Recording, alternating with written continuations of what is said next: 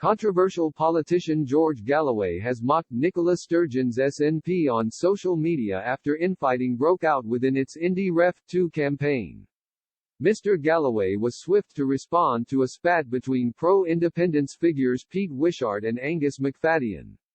Mr. Wishart, SNP MP for Perth and North Perthshire, posted a tweet claiming record-breaking satisfaction ratings for the party and called for an end to criticism from supporters of Scottish independence. He said, "The SNP is at 58% with record-breaking satisfaction ratings.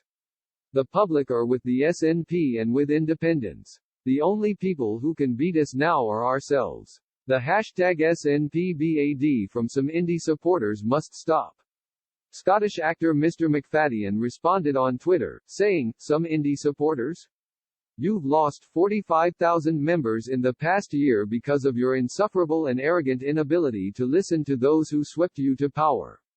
Keep going, see where it leads you. Where's the IndyRef cash, by the way? Still waiting on an answer to that."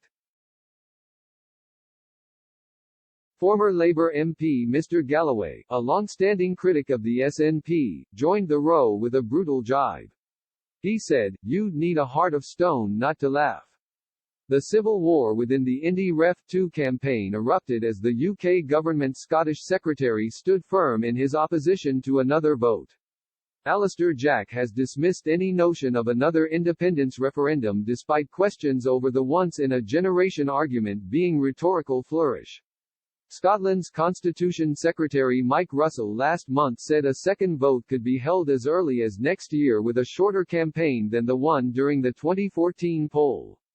But in an interview with the BBC, Mr. Jack suggested a generation could be 25 or 40 years. And in conversation with Good Morning Scotland, he said, "We had a referendum, it was once in a generation. As a Democrat I respect the outcome of referenda, we're delivering on Brexit, and we are respecting the outcome of the 2014 referendum on independence."